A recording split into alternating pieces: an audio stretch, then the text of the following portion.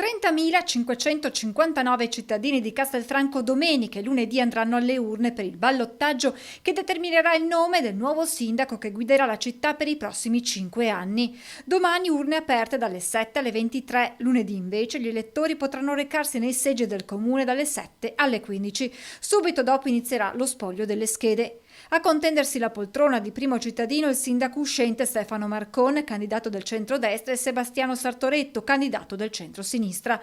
32 i seggi allestiti e distribuiti tra le scuole castellane, le case di riposo e quello speciale collocato all'ospedale San Giacomo. Al primo turno si era recato alle urne il 60,85% degli aventi diritto, in linea con il dato di 5 anni fa, quando i votanti allora furono il 60,98%.